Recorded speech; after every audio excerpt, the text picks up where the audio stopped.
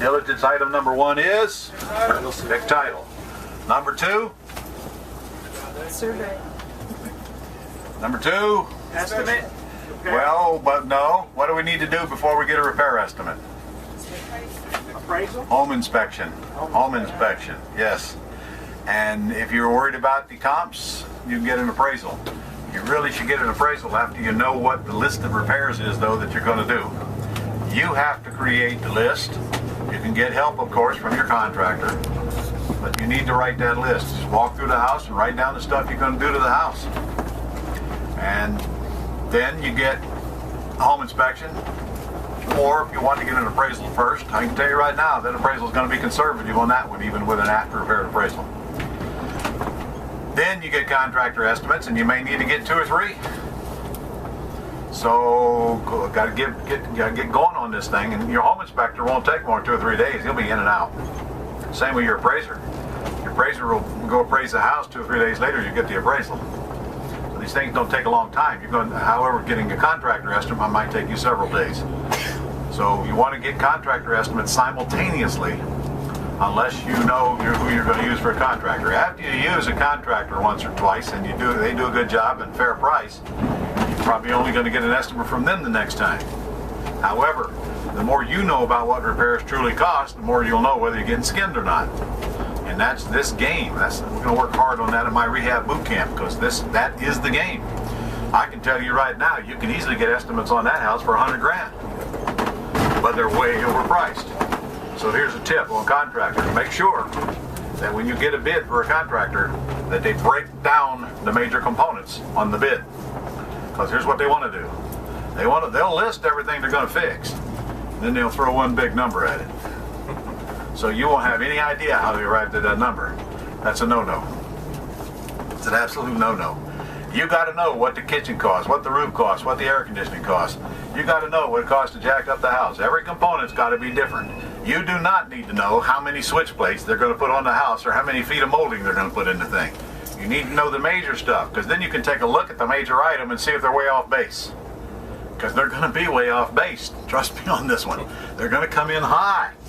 So when you get an estimate for a central heat and air conditioner and they come at you with $6 grand, what are you going to do? You're going to say, what?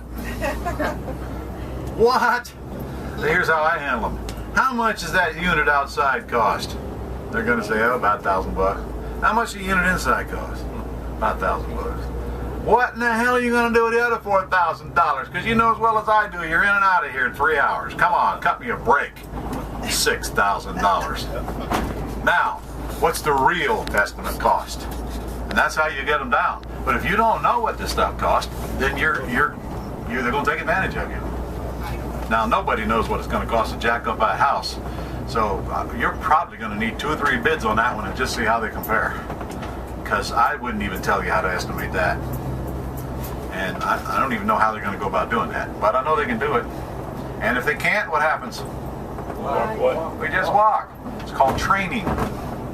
Training. It's a very inexpensive seminar. Can you find out anything about the history of the soil or the... Well, I can't find out anything about the history of soil. That's the job of professionals. So when they jack that thing up, they got to make sure that it's not going to sink again. I just wondered about the other houses in the neighborhood. Oh, this is Houston. They all sink. And then they rise in Dallas. They do. In Dallas, they come up. Here they go down. So what you just saw, you're going to see a lot of in this city. And a lot of in Florida. We got a lot of the same thing in Florida. It's the soil. It's soft soil. I mean, I just did one on a house. It cost me $12 grand to jack up the end of the house, and I didn't want to do it. I thought I could get away with it. But after 3 home inspections and losing 3 buyers, I said, well, crap.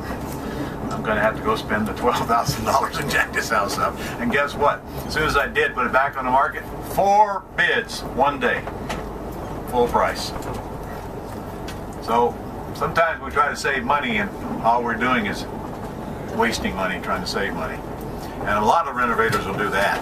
They just try to get by. You know, that roof looks a little loose. Okay, I can get away with that. No, if it looks bad, you replace it. That back roof back there did not look bad.